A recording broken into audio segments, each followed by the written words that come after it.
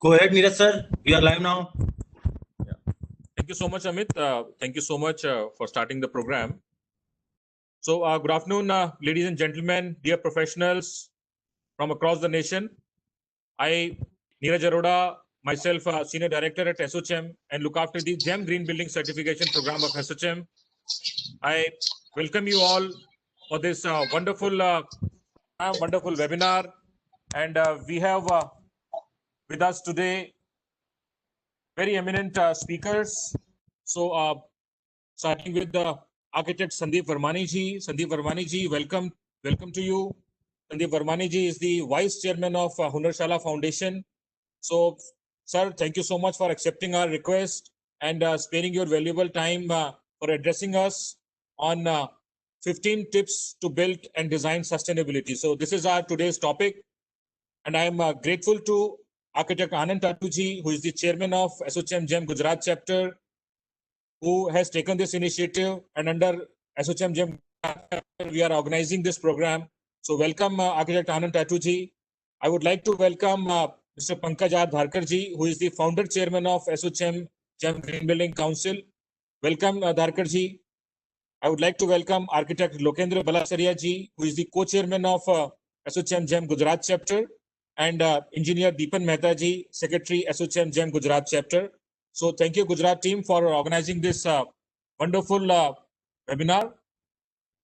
So Amit, please, I would like to invite Mr. Pankaj Dharkar ji for his special address, and we would like to hear from Mr. Pankaj Dharkar ji that how this GEM Green Building program is progressing and what is our future prospectus.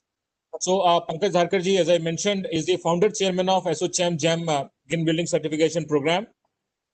Mr. Dharkar is a renowned MEP and green building consultant, provides innovative and sustainable field of building engineering services like heating, ventilation, air conditioning, refrigeration, indoor air quality, fire and life safety, electrical, lighting, plumbing, IBMS, security, renewable energy, and green building certification. During his rich experience of 40 years, he has successfully designed and coordinated more than 4,000 projects of various applications such as healthcare, pharmaceutical, educational institutions, hotel, restaurant, offices, shopping malls, software and biotech parks, data center, and diamond processing units, many commercial and residential high-rise towers, banks, and auditorium studios. Mr. Dharkar is the past president of Fire and Security Association of India, and ISRE is the past international president of Fire and Security Association of India. So, Dharkar Saab, over to you. Amit, please give the presenter right to Dharkar ji. Yes, you have, sir. So, good evening, and Neeraj for that. Thanks, Anand, Lokendra ji, Deepan ji. We are all from Gujarat, and I'm indeed proud to have Mr. Virmani ji today with us. I have heard so much about his work, and I'm really eager to listen to him. Thank you, Sandeep ji, for sharing your valuable time with us. And I'm very confident we will have a lot of takeaways today with his special tips to build and design sustainability. Friends, I'm not going to spend much time, but we all know this legendary, and Le Corbusier had once quoted, "Today I'm accused of being a revolutionary, yet I confessed." And one thing is the past, that only one discipline to study of the past. And he has some excellent examples in our city of Ahmedabad and Chandigarh. The intensive use of solar shading, double skin roofs, orientation, design of openings to create natural ventilation, terrace garden, use of reflected pools, recovery of rainwater, better thermal control. All these are environmentally responsible approach to architecture, and according to UNESCO, heritage is our legacy from past, what we live today, and what we pass on to our future generations. Historic buildings were traditionally designed with many sustainable features. Heritage buildings were enjoying the advantage of embodied energy, having been built with superior craftsmanship and materials. Energy efficiency and water management are both key aspects of sustainability, and our cultural and natural heritage are both irreplaceable sources of life and inspiration.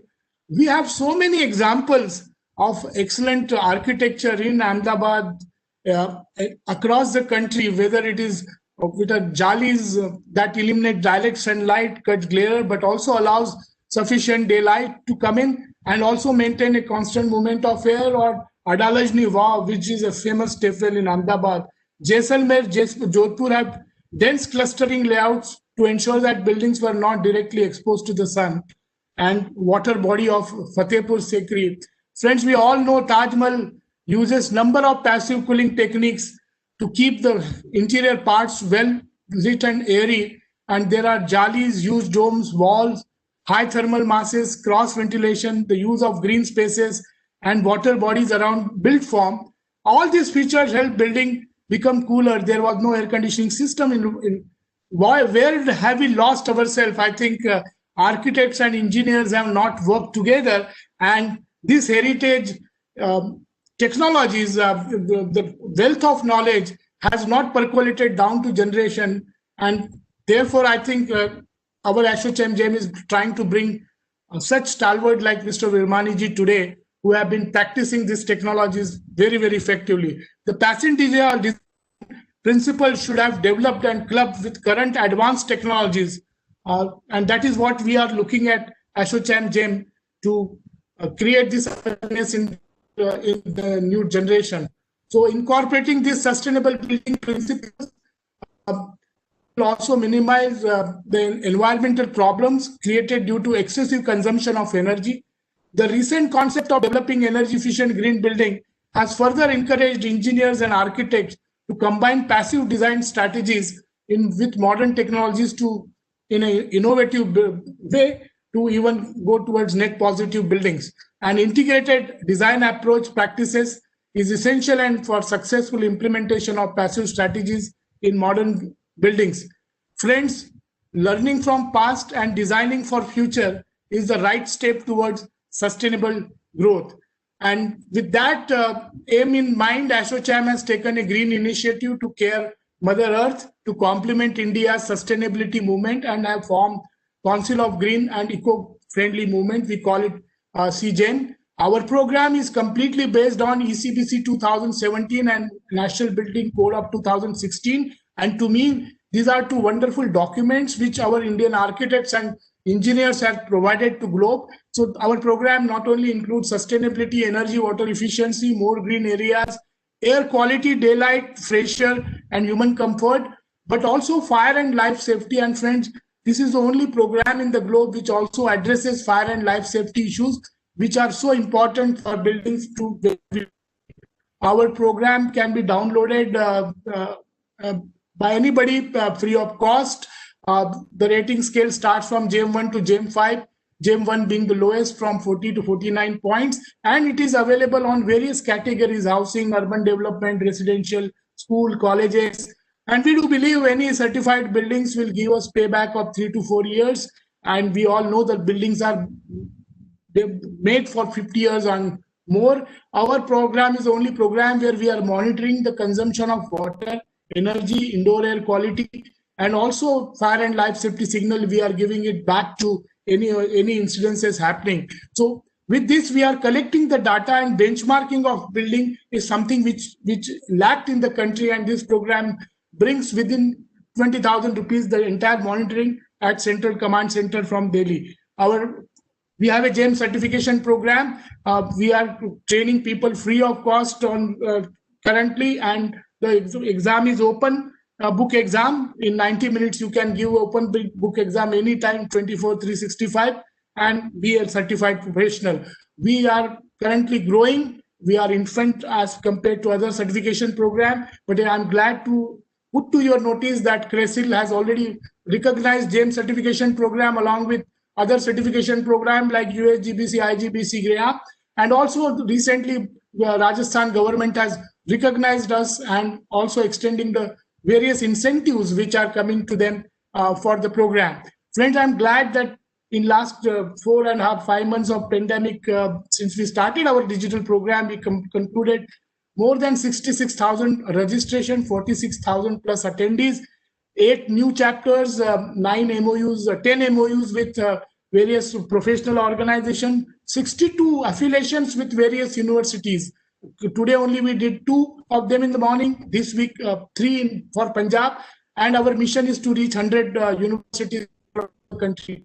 We created guide for the government, which went to 6 union territories post COVID lockdown was over on guidelines, and this is well appreciated. For existing buildings, we have started working with the Bureau of Energy Efficiency and World Bank to bring about how do we make the current buildings efficient. And this is a very huge program. We already have 2 programs done on this, and we will have multiple programs. As we stand today, 62 affiliations with various universities. All these universities, GEM is being taught, and we are very proud of this. And we do believe that young architects and engineers are future of tomorrow, and we should ensure that they gain this knowledge and this becomes part of their life. This month we are coming up with a very huge program from 27th November, and we will like that you register yourself, come forward, be part of this entire movement. The year started with a great centenary year for us, where Prime Minister himself was part of this. This looks to me, of course, a dream, when 5,000 plus delegates were there in Vigyan Bhavan with 8 cabinet ministers. We are into digital age, friends. So let us take a pledge today to create a green and environmental sustainable country.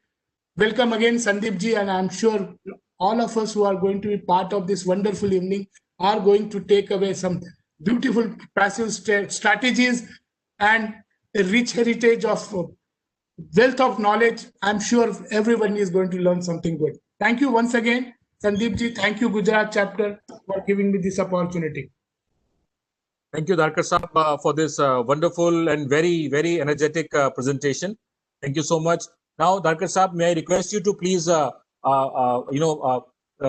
forward the session, and I would request you to please introduce Tatu Saab, Sandeep Vermani ji, Lokendra Balasaria ji, and Deepan ji. And Amit, please help with the slides. So it is showing, sir. No, I can't see the slides. It is appearing, sir.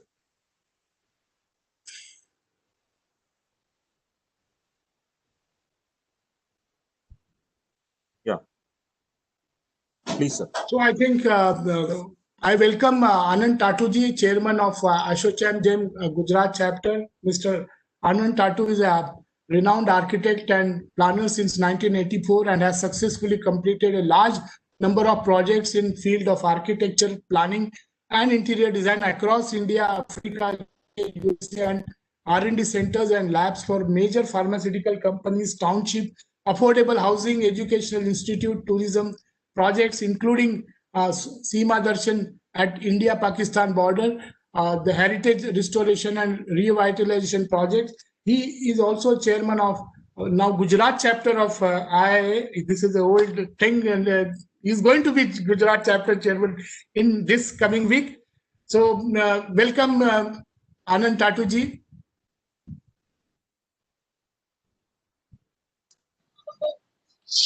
Over to you, sir.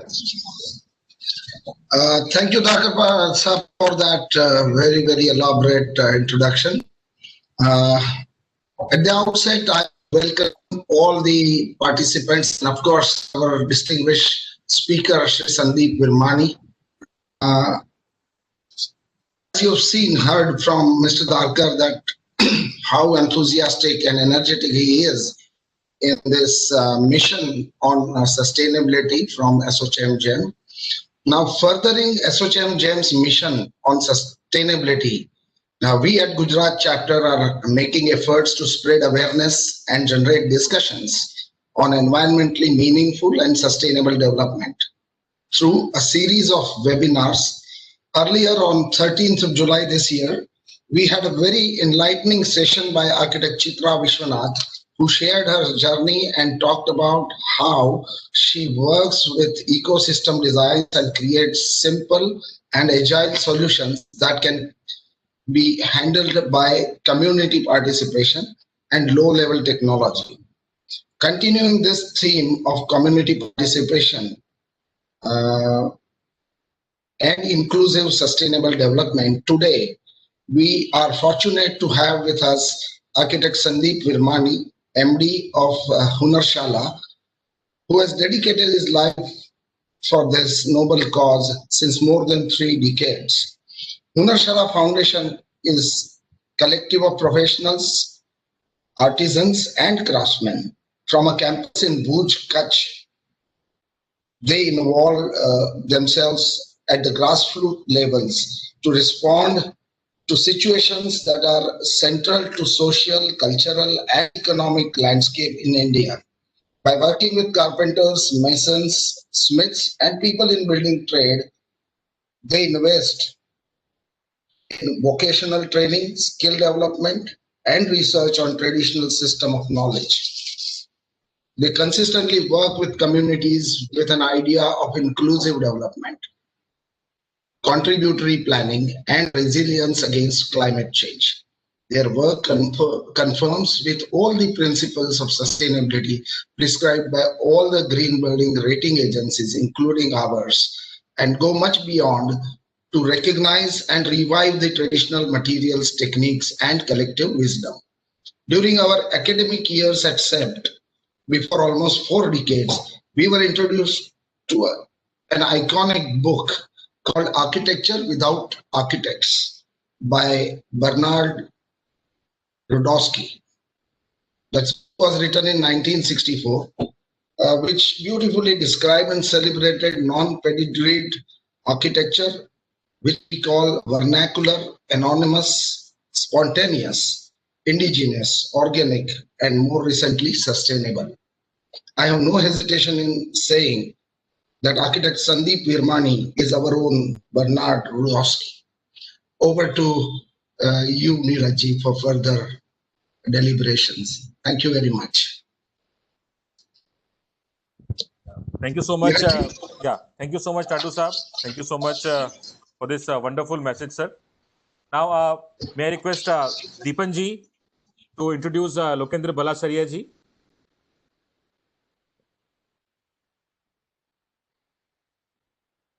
Deepan Saab, over to you. Good afternoon. Good afternoon, sir. Architect Lokendra Balasaria is our co-chairman, ASSOCHAM JAM Gujarat chapter.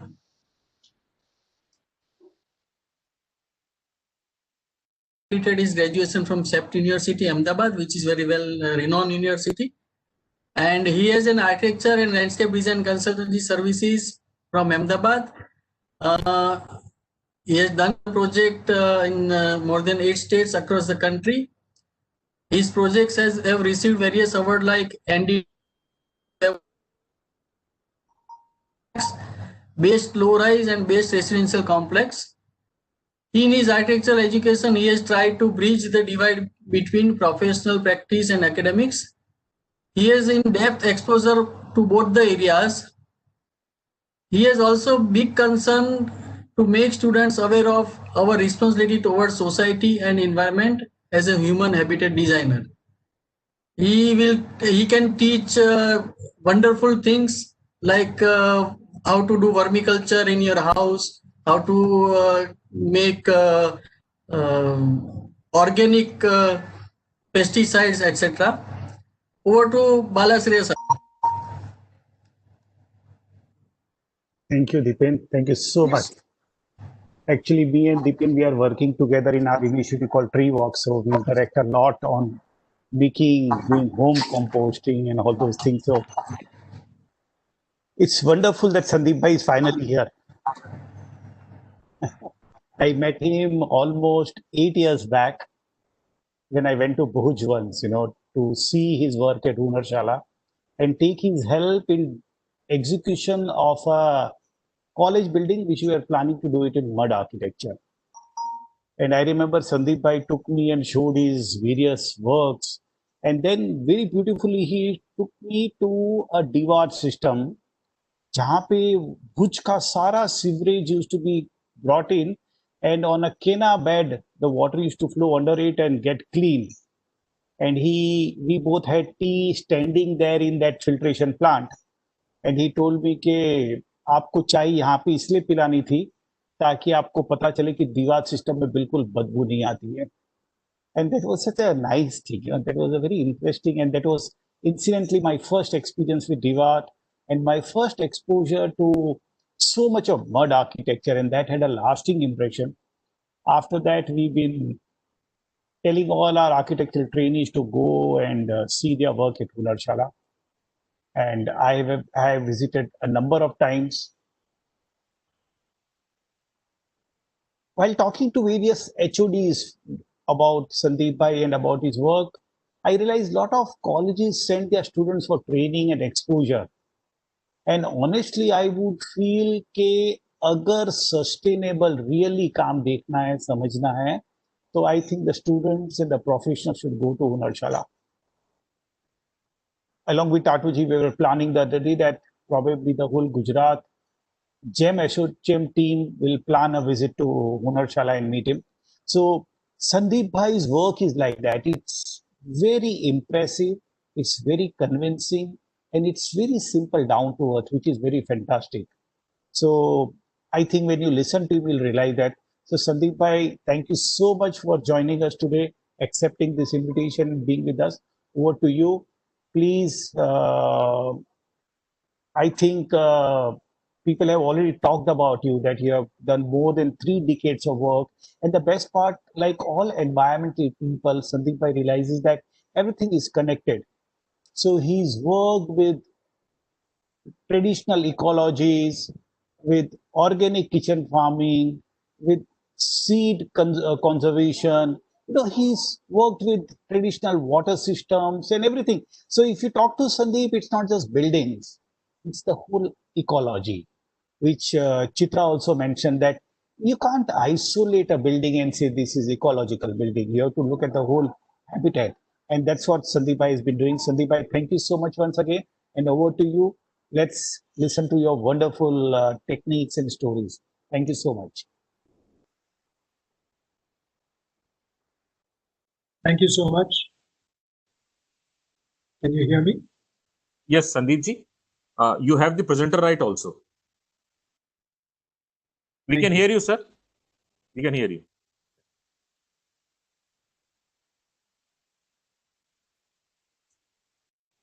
Sandeep ji, आप video of कर लीजिए, थोड़ा सा internet का quality improve हो जाएगा. Okay. Yeah. But we can hear you. Just a minute. Sir, you can start your presentation. Yeah. Okay.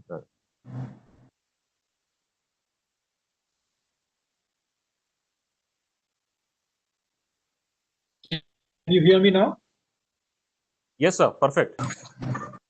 Okay. Thank you so much, Indra, Dipin ji, Pankaj ji, Anand ji, Neeraj ji. Thank you for giving me this opportunity to speak on your platform, a very prestigious and well-known platform today. आप को देखेंगे तो मैं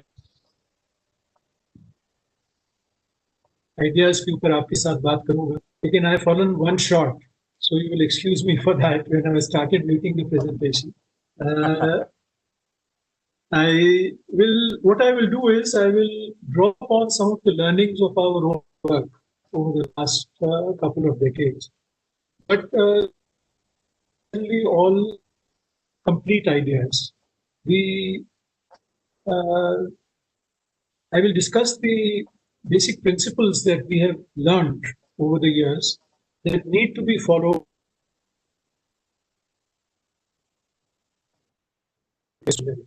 And we have actually learned most of our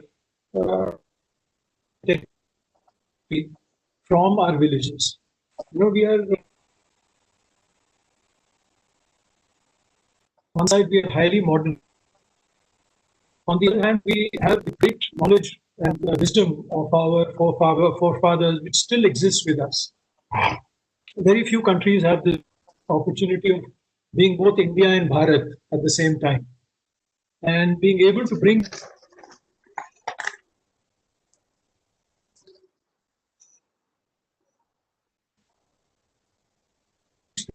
for us here in Varshala. I will try and share it with you today.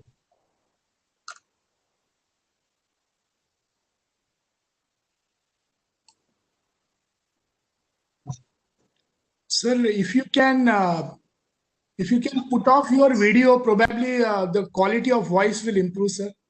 Sorry. Can you help me with? Yeah. Your slide is moving, sir. The slide is moving, sir. Please go ahead. I will start by. Your slide is moving. I will start by sharing a small example of what really sustainability is from here in Gujarat itself. हमारे जो polo forest है यहाँ पे, which is part of the Aravallis that moves from Gujarat into Rajasthan. वहाँ पे एक tribal community है, Gracia Bhi. They live over there, and we have been asked by the government of Gujarat कि उनका जो social housing program है, उसके लिए we can develop design prototype for different communities. And when we reach this community, the effort is how can we modernize them, give them the opportunity to make blocks and make their houses, because they are making their houses in mud. So we studied their way of building.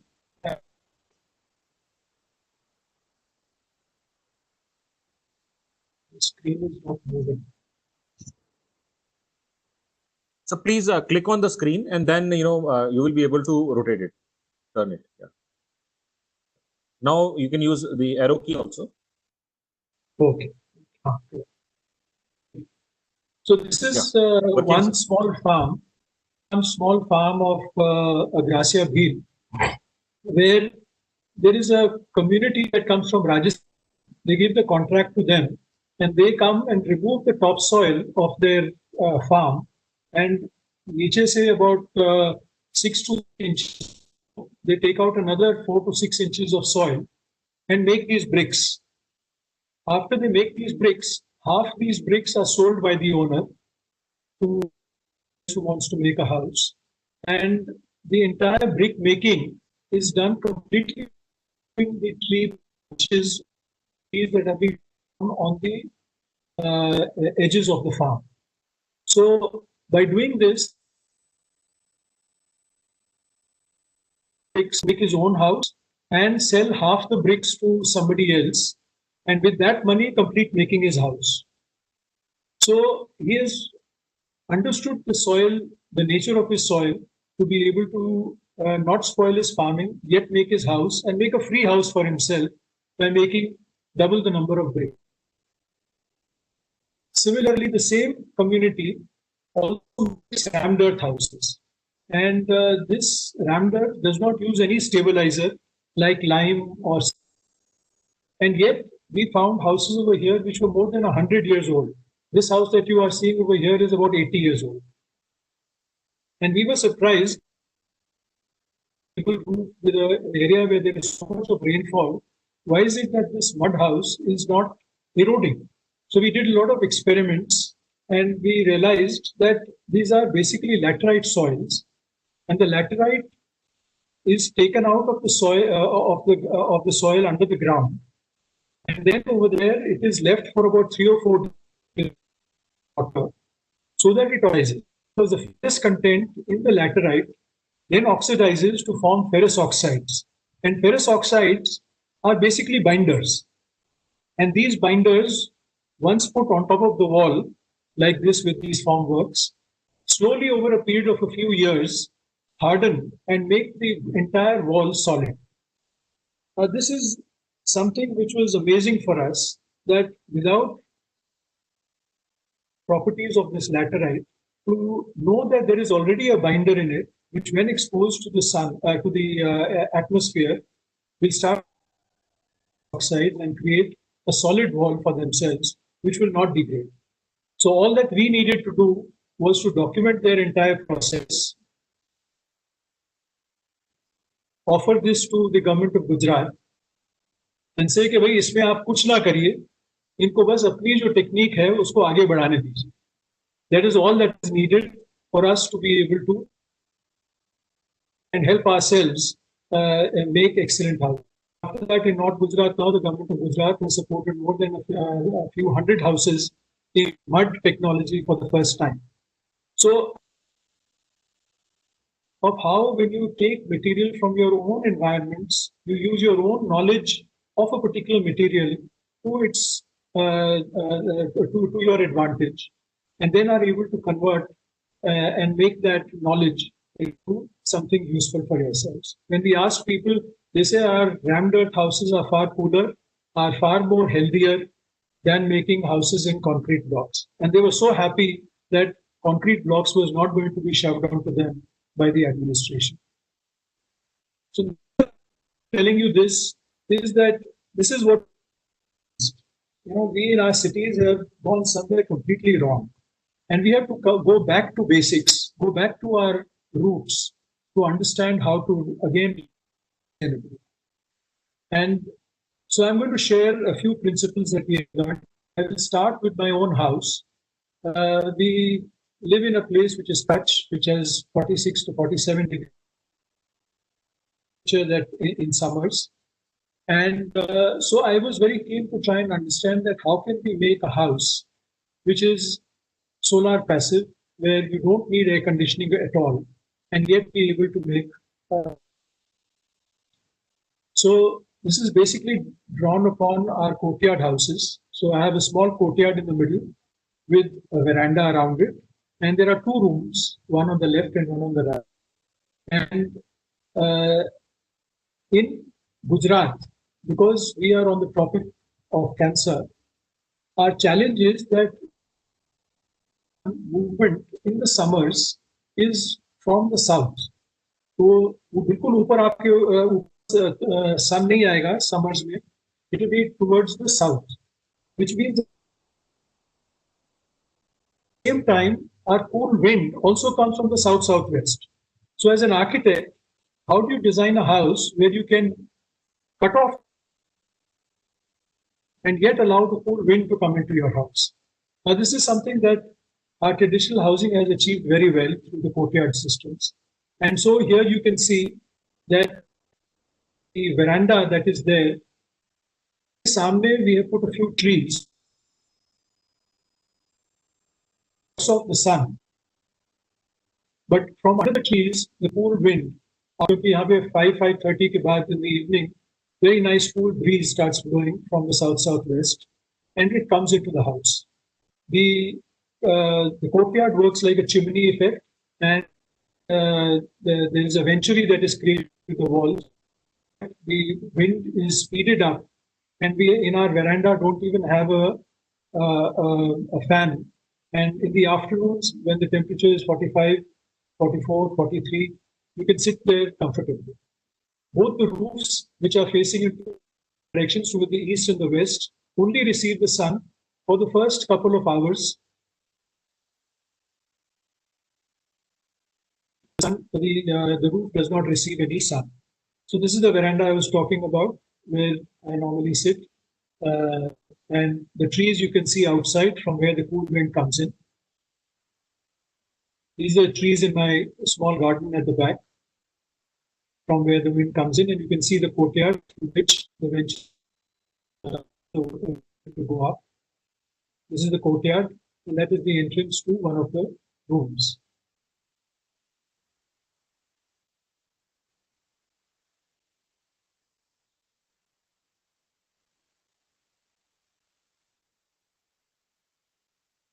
This is laterite soil, which is also here in Kutch that we get. And I also have used black basalt rock for the house. Inside, what we have done is that we have created a high ceiling so that the hot air 4 baje tak collect hoti hai, it can go up and go out of the ventilators from above. And the roof itself, you will see, is got a timber ceiling, which we have used as recycled wood from Alang. And it's a sandwich roof. We have done a lot of work. This is another house that I'm showing you where we use this kind of a roof system. With MIT Boston, we did this research over a 3-year period and have developed a very simple solution to ensure that the UV rays that come into the house and actually bring the heat inside can be cut off. Our RCC roofs are basically they absorb the heat during the day and then emanate that heat into our room during the nights. In this case, what we have done is that we put an aluminium sheet between the top tiles and the under ceiling, and we create a gap within that. So the UV rays are cut off and the air is able to move and you get a very cool ceiling. Now we have tied up with the और उनकी जो sheeps हैं उसका हम बाल लेके उसका हमने ये एक बनाया है from Ahmedabad. One person has helped us develop this woolen insulation which we put inside the roof now. So the roof is absolutely insulated, and this is the kind. I'm sitting over here in this room right now talking to you.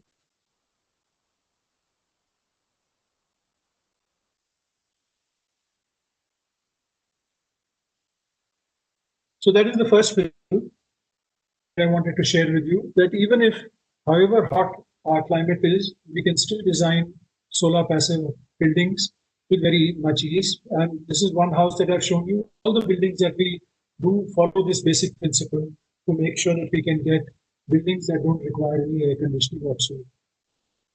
The second important thing before I go to materials and technologies is that you must respect your artisans.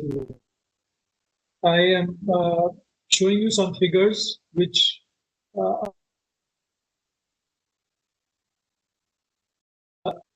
labor that comes into the same Gracia Bhil community that I showed you. They come into Ahmedabad, they come into Rajkot, they come into Baroda and make our buildings for us. They come from such a rich tradition, and yet when they come into our buildings, into our cities, we treat them extremely badly. It is surprising that we only 3.6% of our contractors even pay the basic minimum wage. 66% don't provide them housing, we don't provide them drinking water, sanitation, we don't provide their children creches, and absolutely no chance of getting any electricity. And if we treat our labor like this, and in fact, if we were to provide just all these things, it doesn't cost more than 3 to 5% of the entire cost of our building. And we will be able to sleep much better, knowing that we have provided basic dignity to our labor and artisans, whom we have gained so much. I will share this little story with you of when I had gone to Bhutan. वहाँ पे एक प्रिया थी, वो अकेली थी. उसके घर को बनाने के लिए all the people used to get together at 5 in the morning. From 5 to 7:30, they used to help her make her house, and then they used to go their own work. And she used to provide them with Emma.c and at the end of 7:30. It was so heartening to see how people were helping each other. So they made full rammed earth houses and the free of cost service that they provide. So it's not just what is so beautiful about our villages is that they have been able to take the entire process of building as a way of developing relationships with one another. And in our cities, we don't, even alone talking to them, we don't even know who are the names of the people who have worked on our sites. Here in Kutch, we have another system which is called Abhat. Abhat is a system where if you have to do any communal work, you will call an Abhat. You will ask people to come and help you do that. So this is the process of making a well. In the summers, everybody calls an Abhat in Banni region. And everybody comes and helps them make this well. And the condition is that to do the Abhat, if you have during the year had a fight with anybody, you have to invite that person for the Abhat. So when you invite that person and the person is very angry with you for whatever misunderstanding you have had during the year with him, he will refuse to come for the Abhat. Then you will send your oldest person in the family कि भाई उसको मना के लेके आओ. And then वो फिर भी बहुत गुस्सा होगा तो उनको भी ना बोल देगा काका मैं बहुत ही गुस्सा हूँ, मैं नहीं आऊंगा. लेकिन जब आप अपनी सबसे छोटी लड़की को उसके पास भेजोगे, his heart melts and he comes for the Abhat. And then everybody taking the well They make this kind of a trough water where their animals come and drink. This is also made in mud. And they all then sit down together in the evening and eat together. So the reason they developed the entire process of building, the same thing is done for their housing also. They've this system कि किसी के साथ आपका अनबन हो गई हो तो एक साल से ज्यादा उसको आगे आप बढ़ाइए. Stop your problems and reconcile and take your. So I'm talking to you about a very sophisticated system of not only using sustainable materials and technologies, but also the process of building itself is a highly sophisticated system of developing relationships.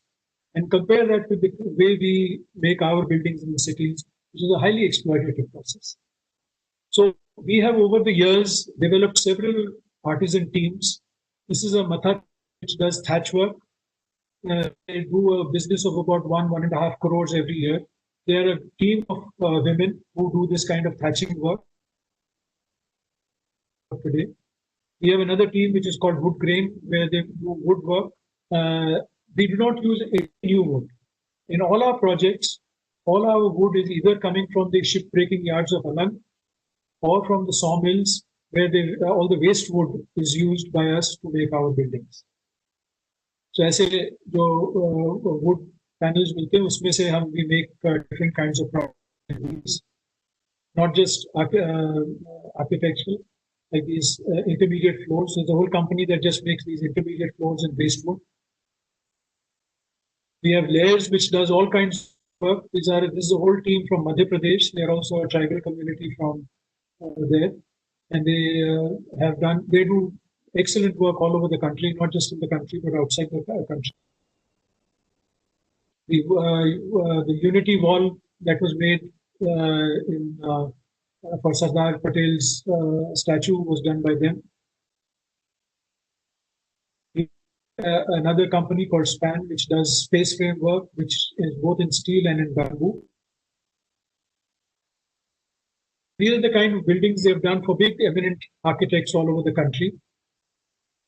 This is a project in Maharashtra.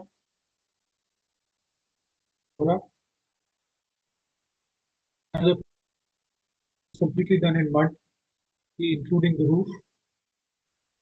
This is a project art center built by Professor Chaya, and our teams worked on this.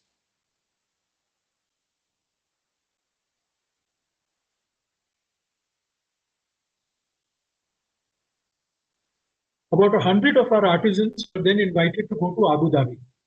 Our plan was a UNESCO to restore all the palaces of the kings over there. And it was surprising that they had lost the entire knowledge systems on how to repair their own buildings. So they approached us. We took 100 artisans over there, and we repair and restore 6 palaces. These are all teams from Madhya Pradesh and Kutch in Gujarat, who went from here, stayed there for 3 years, and make mud buildings.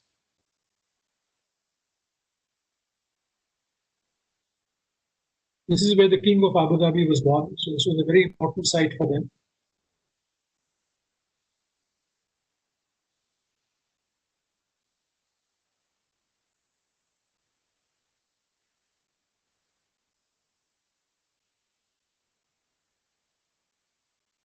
When the Ran Utsav had still not started, when Modi ji came here, we took him to this resort, which was the first resort that was done completely made in mud. हमारे artesian हमको पूछा करते थे कि आप ये मिट्टी में हमसे चीजें बनवा रहे हो, इसका फ्यूचर भी है या नहीं. Now more than 400 artisans who just have a living of making mud buildings. This is a traditional bhunga structure which is earthquake safe. After the earthquake in 2001, none of the bhungas broke. So to celebrate their bhungas, we made this resort with them. It's a resort by the village itself. It was completely designed by 12 artisans along with us, our architects and engineers. And we did not make any drawing for this. Today, this has a turnover of about 75 lakhs to 1 crore every year.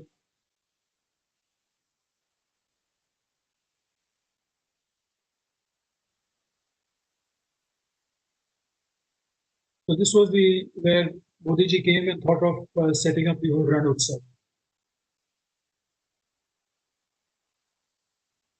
These were the artisans who worked with us.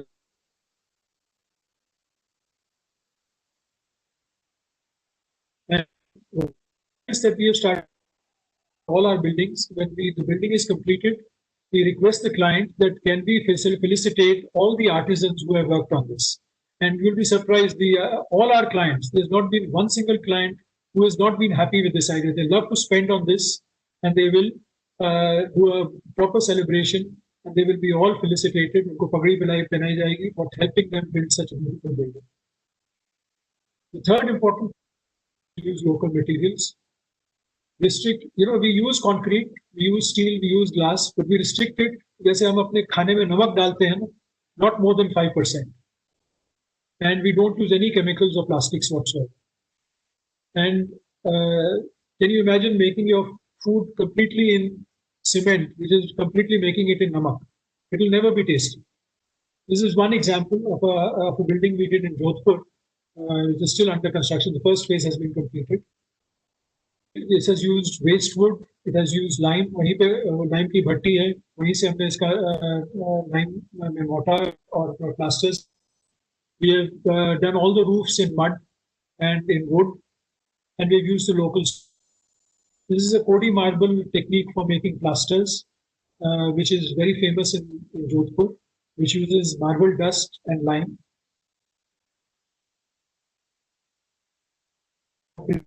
From the mud that we got out of the foundations of this region. पे बहुत सारी लकड़ी export की जाती है from old houses, so we use a lot of those. These are all kind of mosaic tiles, terrazzo tiles.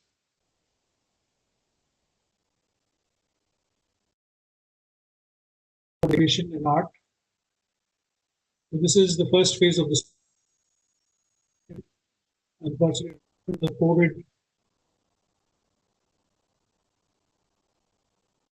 had to stop their construction just now. This first phase has been completed.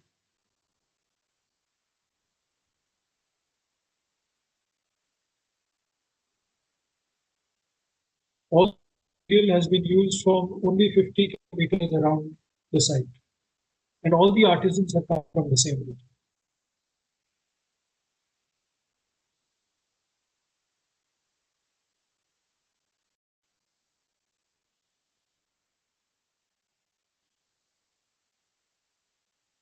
The fourth important thing is to repair, reuse whenever possible.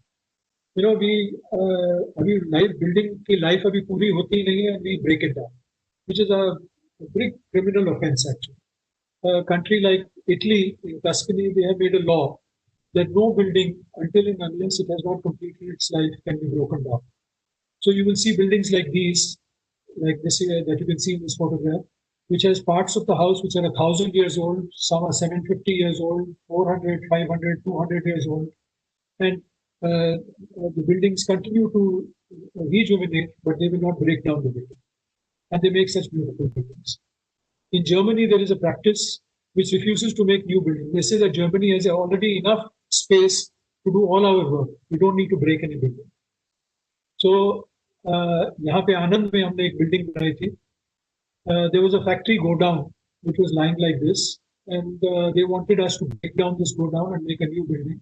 We said we will not break it down. Let us reuse this building as it is, and we made their office. We put in these ventures to bring in the wind. We used ram dirt inside the building, inside the factory shed, and these are the kind of spaces we got for the entire office.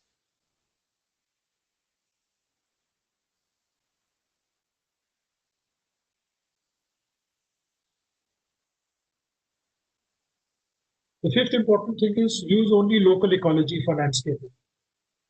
अगर आप किसी भी एक local species, जैसे यहाँ पे Gujarat is famous for its Acacia nilotica, देसी बाग.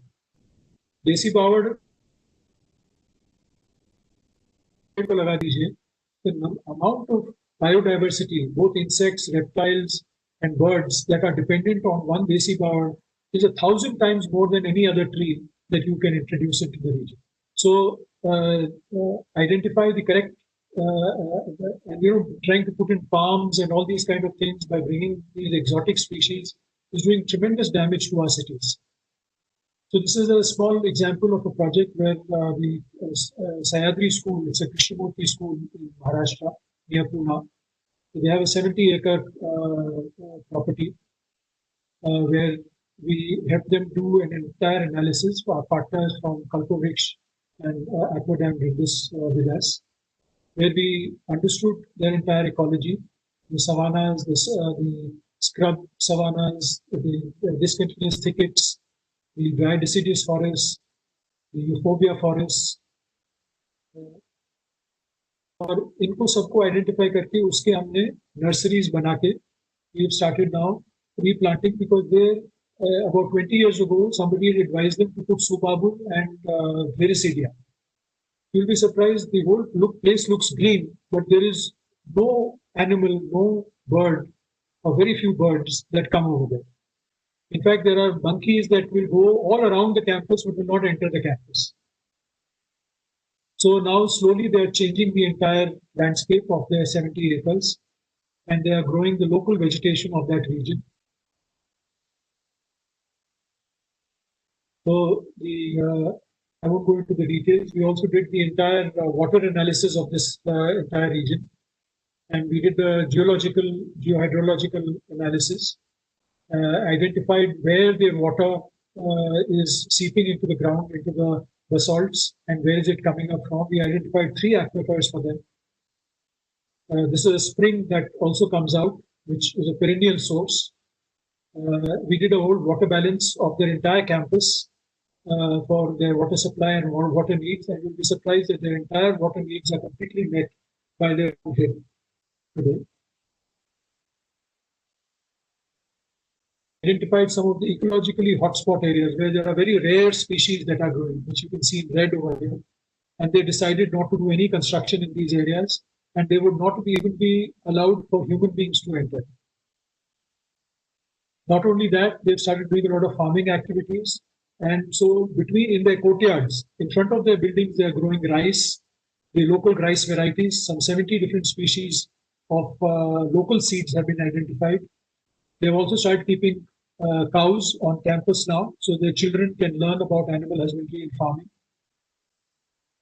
The 6th important principle is that clients should have shown or have proven interest in sustainable living.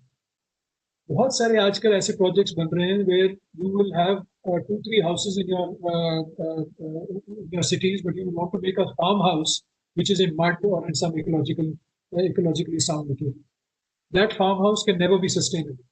It's already a project that need not have happened. So we generally do not take any such buildings that require to be where the client is not sincerely concerned about sustainability. I will discuss now at a slightly macro scale 3 concepts. You must learn to build communities, must separate your muscular, motorized traffic and services, and make productive neighborhoods. Unfortunately, in our cities, real estate decides who your neighbors will be. And we have divided our entire cities according to your affordability of a house. So all the rich people live together, the middle income lives together, and the poor stay separately. This is a very big and very dangerous process for our cities because we are not being able to appreciate each other anymore. And so we have tried to see how we can rebuild our community because basically हमारे slums में आज भी social capital है. They have a relationship with each other which is over several decades, over several generations. And with that, they are able to achieve a lot. And so after the earthquake, we built this township. This is in the city of Bhuj. For about 1,200 poor families who were left without houses after their houses broke in the city. We convinced the government to give this land to these 1,200 people. And about 400 such houses were built completely in round earth.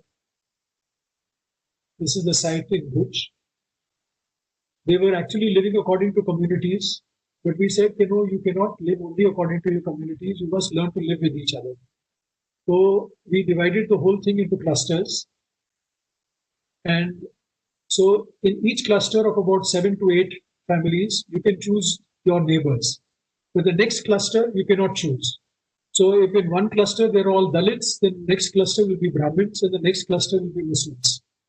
And you have to learn to have comfort within your own neighbors, but some discomfort with the neighbors that you live, so that your children are playing together and therefore they are being able to appreciate each other and different ways of living. This was the master plan that we developed for them. This was the first set of housing, which was done about 18 years ago. These were the rammed houses that we did for them at that time.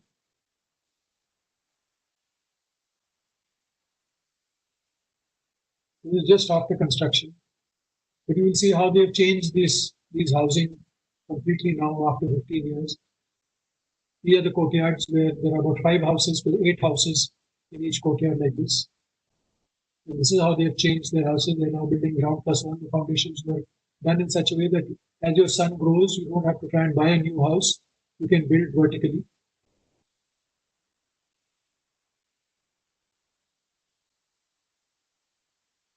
Another very important concept is that our villages all around our cities or our slums are the ones who are providing all the services to us. And they are the people who know how to use their hands. Unfortunately, we have not given them the opportunity to do productive work in our cities. This was something I learned from my own teacher in Chandigarh School of Architecture, Aditya Prakash. When we were working with him, he said that every sector should have a village in the middle. The village is where you provide all this wastewater treatment and give them that water and land, and they will make productive use of this and supply you clean vegetables and food and milk. In our own city of Bhuj, almost 30% of the milk comes from our slums. And now we are trying to convince the government that 11 such animal shelters should be developed so that all our milk can come straight from here. So this was the first experiment we did. On the bottom green portion, you can see there was the opportunity for a pond to be made over there. So all the wastewater, there was the sewage water was treated, and we decided to make a small village. It unfortunately did not completely get built, but we were able to make the pond, and the wastewater was used over there. The farm was there, it functioned for about 2-3 years, but after that it closed down once we handed over this entire site to the municipality. This was the first water treatment system. For about 400 houses, this pond was done. And this water was then used for the farm. All the schools were built around this pond. There were 3 schools, and they get an opportunity to come to their schools through these green belts that we have done. The second phase, we've been doing a lot of slum housing in Bhuj. We've built more than 1,000 houses now. So this is another typology that we developed, where you can have a Judwa. This is also taken from the Patel houses, villages around Bhuj, where the brothers can live together with a common courtyard, and then if they want to separate, they can do that as well. And the sons can keep building on top, ground +2, so they don't have to go out from this region. So we provided money for the yellow portion, and the people took a loan for the orange portion, and the red portion is what they contributed on their own. And the entire housing was done by them themselves. There were no contractors involved, no developers involved. The second thing we did was that we developed this green belt in the middle. So these are all clusters of 8 to 15 houses, like fadiyas or cul-de-sacs, so that they could divide themselves according to their familial clusters. And on one side you have the road, and on the other end you have the green belt. So the pedestrian, so you can connect different slums through the green belt, so that children and women can pass through this green belt without having to encounter any traffic. Here you can see the green belt which connects. The idea is that if in the entire city you can develop this kind of clusters of housing, then the muscular traffic and the vehicular traffic is completely separated. The second thing that we did is that behind every house, there will be a vicheni. There will be the old traditional concept of having all your services at the back and not on the road. Right now, we put all our services, our sewage, water line, electricity lines on the road. And that's why we can't grow our trees over there properly. And we are abhi naya road banta hai, and immediately the other department comes and digs them up.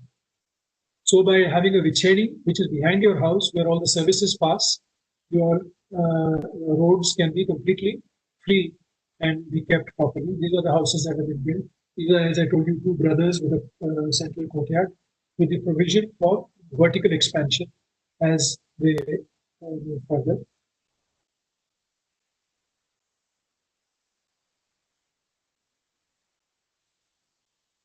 This is a cluster.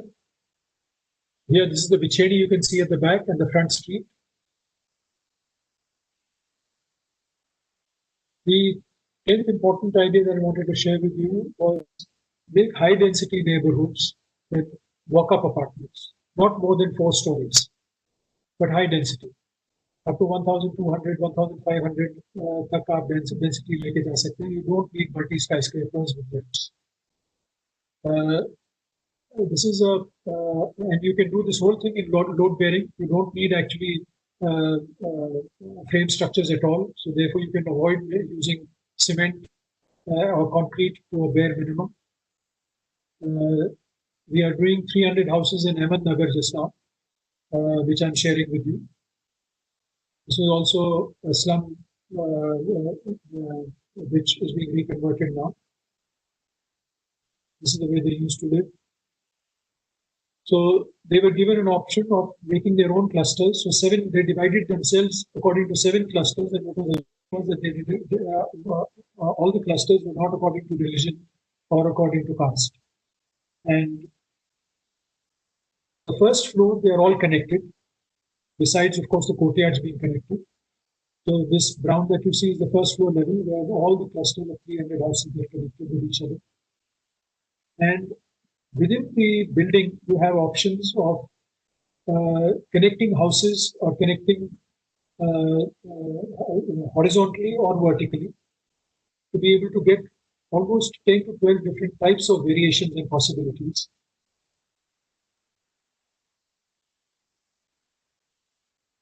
And this is the kind of clustering that is coming up. The construction has just started, but unfortunately because of COVID, the construction has stopped. All these walk-up apartments, one brilliant technology, because everybody asks कि हमारी जो intermediate floors हैं, और उसको हम नहीं बनाएंगे तो कैसे बना सकते हैं? So we are of course doing these wasteful intermediate floors, but this is a roofing system that we learned from a community in Western UP. वहाँ पे मुजफ्फरनगर में, if you will remember 2014 में बहुत बड़े riots हुए थे. And a lot of Muslim community was thrown out of their traditional villages. So we went and helped them rebuild about 250 houses for new locations. He was one of the people who was thrown out. He is a brilliant mason who taught us about these roofs that we saw in their old traditional home. These are made in bricks. The entire roof is made in bricks. And so we were surprised at how is a roof made completely in bricks without it falling down. This was the first roof he made for us, where you put a shuttering and then you make a domical structure, just 5 inches to 7 inches in the center. It is taken to one. And then उसमें मट्टी लगा के उसपे ये bricks लगाना शुरू करते हैं. And then you pour lime or concrete. And this is the kind of roof you get from below. So it's completely in compression, and therefore you can actually make a house by reducing the amount of steel and cement that you require by 70%. by making a flat roof like this, and then making another floor on top of it. This is a technique that we have done a lot of research on with many very eminent researchers from Bangalore, from IIT and MIT. And now this has become a standard technology which many architects are using now. It's also a technique where you can do without shuttering. There's just one family that was left in Haryana that knows how to do this kind of roofing. And now we have been able to increase their numbers to more than 30. Slowly, we are trying to see how more and more artisans like this, then they're making brilliant buildings all over.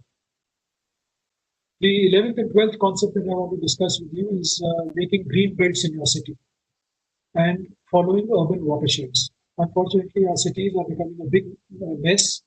There is floods or there is droughts or where our bowels are drying up. And that's because we haven't followed the concept of watersheds. So for the city of Bhuj, where I live, we did an entire watershed analysis of our entire city. We made these maps for the first time. And we realized that our teams had connected 3 rivulets to connect and come into our lakes. We had more than 84 lakes in the city. By the time we started, there were only 25 lakes left. Over the last 15 years, now we've been able to increase the number of lakes in our city to 43 again now. And you had these buffer lakes in the hills, which used to be opened to bring water into the city in the drought years.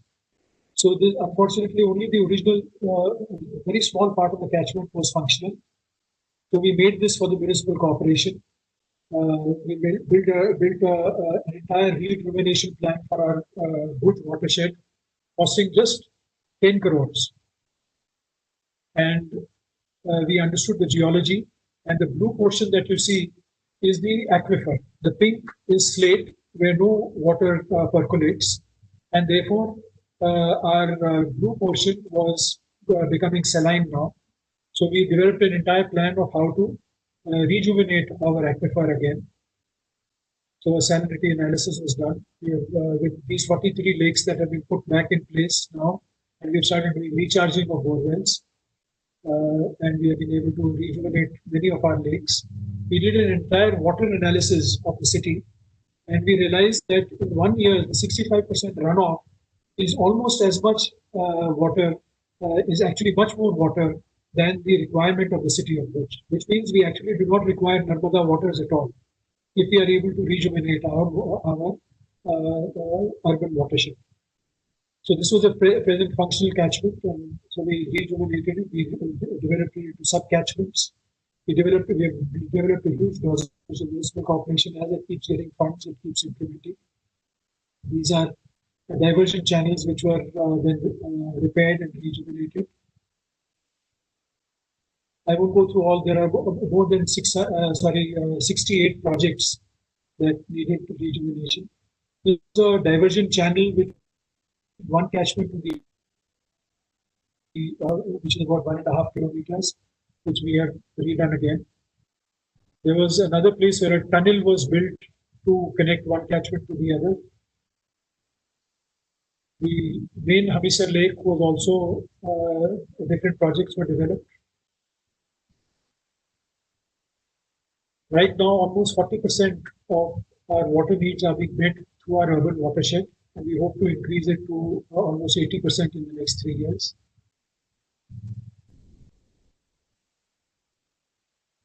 This is one thing that we have done, which is a green belt that even Lokendra was talking about, which we showed him. This is about 3 kilometers. So if we take all the rivulets that are coming into the city, we have about 27 kilometers of rivers that flow through the city. And unfortunately, because real estate is so valuable, a lot of these rivulets have been taken over by real estate, but we have been rejuvenating as many as we can. So this was the first rivulet that we rejuvenated. We put a wastewater treatment system where the sewage of this entire region was collecting. We landscaped it.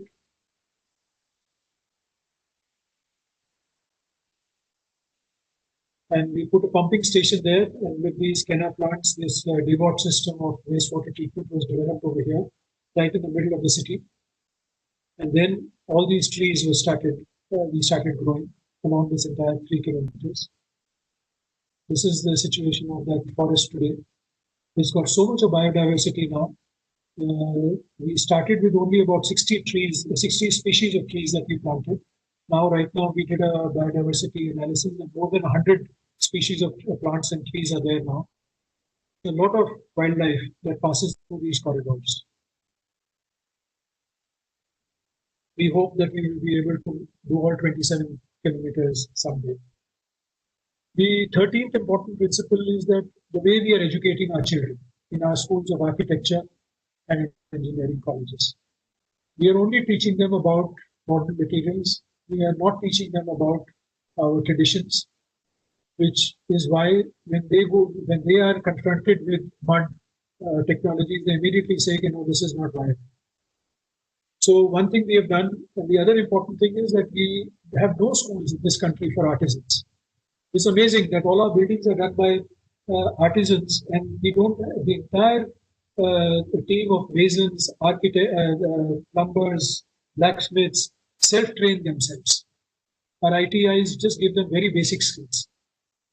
So, and what we have also found is that when artisans, engineers, artists, social workers, and architects come together, then real learning happens. We train about more than 1,000 architects and engineers on our campus, but getting them to engage with social workers and with artisans. And they love it. They love to use their hands. One thing we have done is we have started Karigar Shala, which is a school for artisans. So young boys between the age of 18 to 25 come, and it's a free residential program for 1 year where they learn all these techniques. They're also taught poetry. They're taught how to do drawings. They're taught design.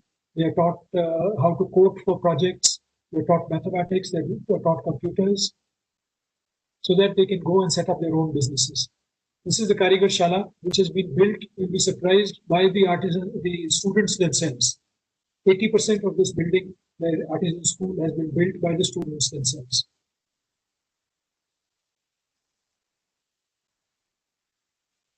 At the end of their course, the last 3 months of their course, we ask some client that, will you allow them to build build a part of your building? And the clients no client has ever said no to us. And the last 3 months of their training is to actually go into the market and build something.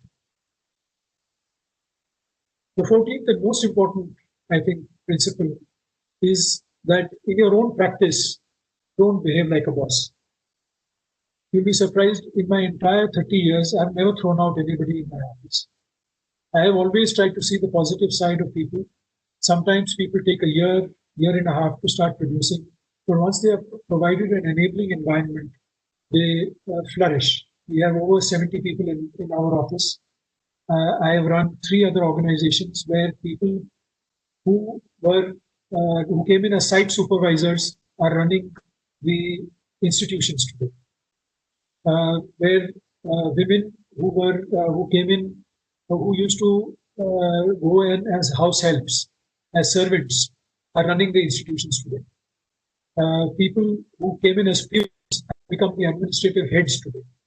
And this happens only when you see every human being as with tremendous potential for growth. And you'll be surprised that people who are unlettered have a tremendous need and opportunity to grow if you give them that opportunity. So Hunarshala is our own office is an example of all the traditional techniques that we have learned from all over the country and abroad. And we've made this a kitchery building where all these techniques have been put up.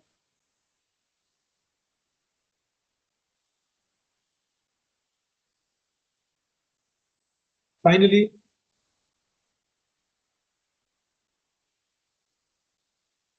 thank you very much. Finally, what I would like to state is that, if you just put on your building, if you were to put a water harvesting system or a solar system and expect that you will be able to make a difference to sustainability. I'm afraid that is not true. Unfortunately, until and unless the market economy system prevails, global economies continue.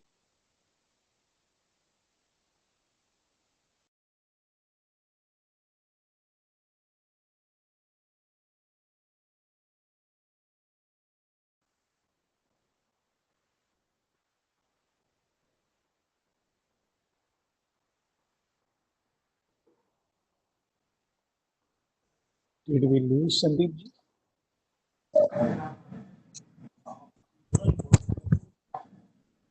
We can't hear you, Sandeep.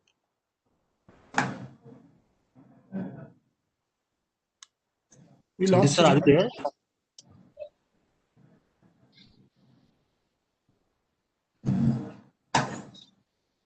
I think we've lost his connection. You can see him. But it was a wonderful presentation. The kind of things he talks about are really, really very nice. Even the quantum of work is remarkable. Yeah, very true. I think, Anandji, like you were suggesting, at least Gujarat ASSOCHAM should definitely go and see Hunarshala's work. And probably then we can organize other chapters visit also too. No, in fact, we can also take up one workshop. We should attend a workshop which he regularly, announces, and maybe we can spend 2-3 days over there learning some of these things hands-on, which would be very useful rather than just giving lip service to this principles. I think it would be a good idea to attend one of his workshops over there. Thanks. So, Welcome back. Sure. तो ID check कर change करें बोलिए बोलिए संदीप जी, आप कुछ बोल रहे थे. नहीं, बस मैं इतना ही बोलना चाहता था. बस thank you all of you, Dheeraj ji, Anand ji, Pankaj ji, Dipen ji, Lokendra ji, for letting me come for this lecture and talk. So nice. I think this needs a huge clap and a standing ovation. Sorry, it's a webinar, we can't do that, but definitely we'll clap. Sandeep ji, really nice if you work. stand up, your tummy will be visible. What? There were some very nice points which were coming in the chat, okay, which I was also thinking. I have noted down, in fact, all the 14 points. And one of the very important things which we have also learned through our work on environment and ecology and everything is that for an architect or a habitat designer, understanding ecology in totality is very important. Okay, you can't just be an expert of one thing and design a living habitat for people. So you have to understand everything, which really shows in your work. And someone was asking that, do you have a diploma program? You have some training programs.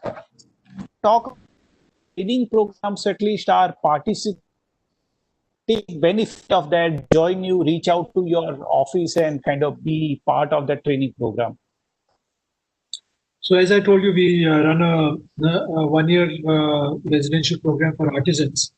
But for architects and engineers, we run short courses, starting from 3 days to 7 days to 20 days. And these are normally on our website, so anybody who's interested can apply for these courses. We also run special programs or special courses for colleges of architecture, where our master artisans can even come to colleges of architecture and run workshops.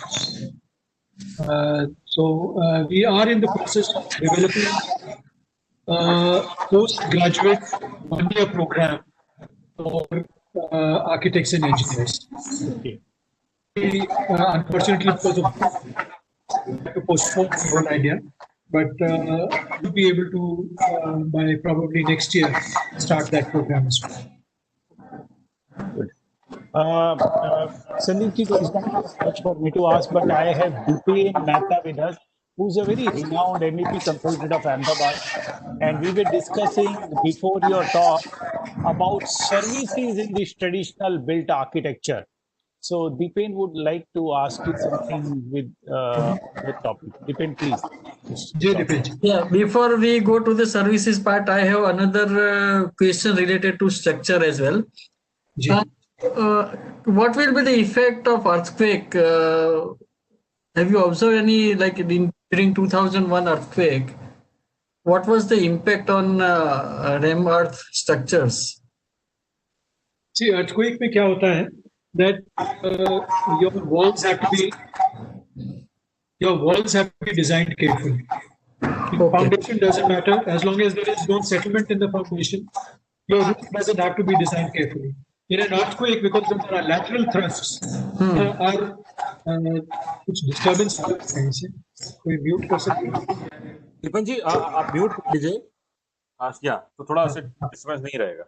हाँ, तो earthquake में जो lateral thrusts आते हैं, so the walls collapse and then the roof comes down.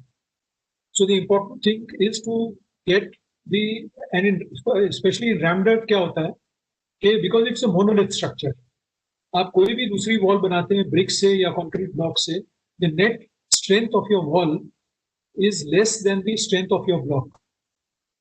Whereas in a rammed earth wall, because it's a monolith wall, it's very durable, very strong. And in earthquakes, you have to be careful of how you design your corners, because it is at the corners where, when there's a lateral thrust, the one wall caves in and the crack starts from the top and comes to the bottom.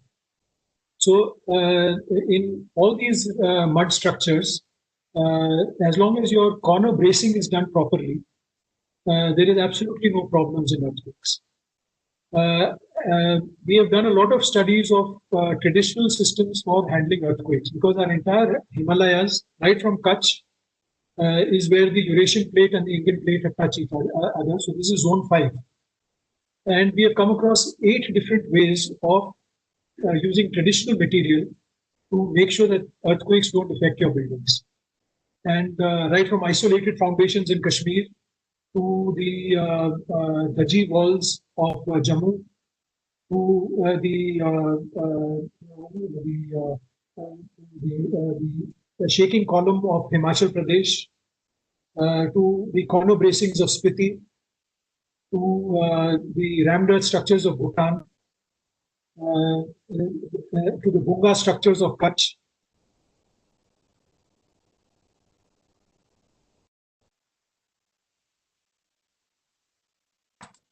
So I think that's a great, sir.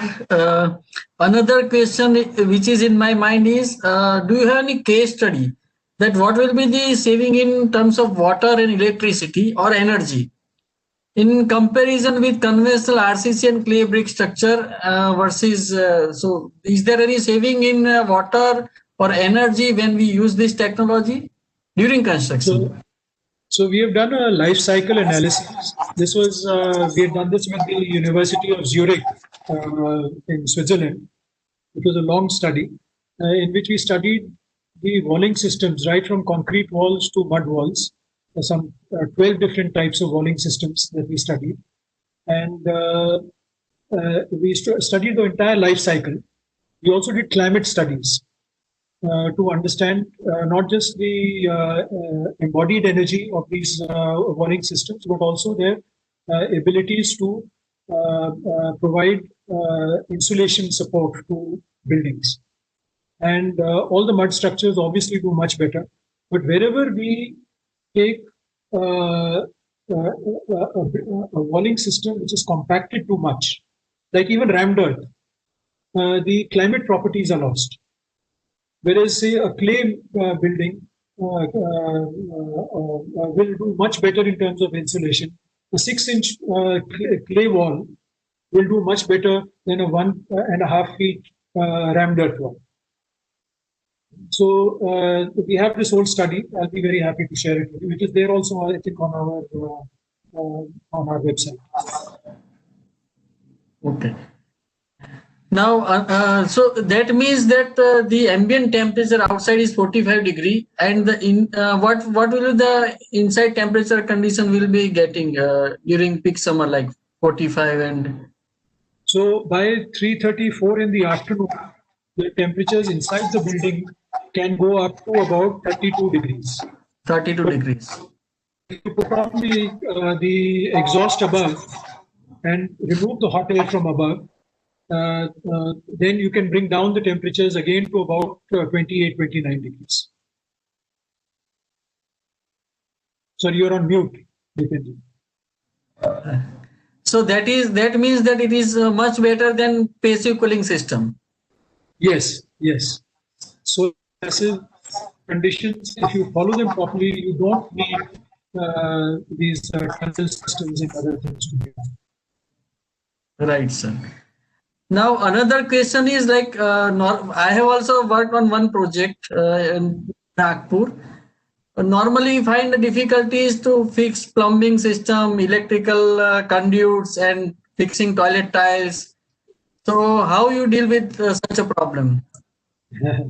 In Ramdot buildings or? Yeah, Ramdot building. Yes, Ramdot is a little difficult to do. So what we have started doing is that we have developed a Ramdot system where you can put pipes within the Ramdot itself. Okay. Or what we do is that जहाँ पे भी आपका sill band या lintel band आता है, over there you can run your pipes. Okay. The third system is that you can build up to your sill level in mud blocks, and then above that you can put Ramdot. So there are various ways to do it so that all your plumbing lines can be taken care of. Okay. And are you able to fix up the tiles on the Ramdot wall? Yes, that is not a problem. That is not a problem. उसको आप थोड़ा rough कर लीजिए. The moment you remove the shuttering, उसको थोड़ा rough करके छोड़ दीजिए, and then you can put your tiles. Okay. Depend why you need to go to Bhuj now immediately. Yes, sir. I went a number of times to Bhuj, but I have not visited the place. So next time I'll call the sir, and I'll make sure that I'll make a visit properly. We must thank Lokendra Ji and Tatu Ji for this superb connection, sir. And Right, sir. sir, as a GEM team member, I would also like to, the inspiration has been so solid that I just wrote to my director that on local artisan we should create a rating system में हमारे कुछ credit मिलना चाहिए project sites पे. तो ये नीरज जी आपको जल्दी से इम्प्लीमेंट करके विरमानी जी को बताना है सर. नेक्स्ट हमारा जो भी रिवीजन हो रहा है. Yes, sir. In fact, similar thing came from Parul Ben also some time back, and he was also quite fascinated that we must give credit so that it indirectly creates awareness in architect की ये credit point क्या है. कम से कम कोई पूछेगा तो पता तो चलेगा. बिल्कुल सही है. An excellent idea, sir. Yes, we will definitely add, sir. Sandeep, And Honorable ji. Sandeep ji question आया कि any special detail required where the mild curved brick dome rests on the wall. जो roof बनाते brick wall when it rests on the wall, what is the detailing there? Yeah, so because it's a very shallow dome, the thrust is a lot on the wall. So we have started. So you need to put a beam over there. Traditionally, what they used to do is they used to make very thick walls. So and then when you make a story on top, that pressure of the wall coming from the top also used to hold the dome, and the thrust used to be reduced. But we are developing now systems to see how we can reduce the beam to the bare minimum. Abhi at the moment एक L beam डालना पड़ता है so that the thrust of the wall can be taken care of. Very nice. Thank you so much. I'm just waiting if others have some questions, but this was wonderful, and I think what I get from Tharkar Saab's, Dipenji's, and Tatuji's suggestion is that the discussion doesn't stop here. Probably this is the beginning. We need to kind of collaborate and do much more work to take this further, because I've been always wondering, like, all your examples are majorly rural or suburban kind of thing. Okay, when we talk about cities, how do we bring these techniques into the cities? Like we've been telling some of our clients, at least make your compound wall with rammed earth. At least for your compound wall, don't bring that brick and cement from outside. So the idea was that if there are at least 25 projects with compound walls or security cabins made in mud, people will get more exposed to it, and after 15 years, 7 years, they realize कि ये तो बिगड़ ही नहीं रही है, चलो बना सकते हैं. So can we do high-rise building? Because I was talking to Chitra, asking, Chitra, developers do huge amount of work, whether we like it or not. Can we somehow penetrate that area of work and start having little more sustainable materials and techniques used in real estate projects? So I'll tell you, frankly, our situation has been wherever the projects become very large, the management systems become so complicated that place for negotiating for artisans becomes smaller and smaller. And the ability to allow for innovations on site reduces. So, and as far as, so we have done, and I would suggest locally that instead of just boundary walls, if some eminent people of a city build their own buildings using these techniques, they become icons. They become buildings which will show the future. That is very important.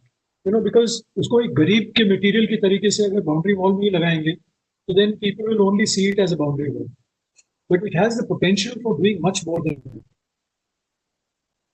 So if some innovative people, there are always leaders in the construction industry who are willing to take that extra step to try and show and demonstrate these kind of techniques in high-rise buildings, in complicated structures.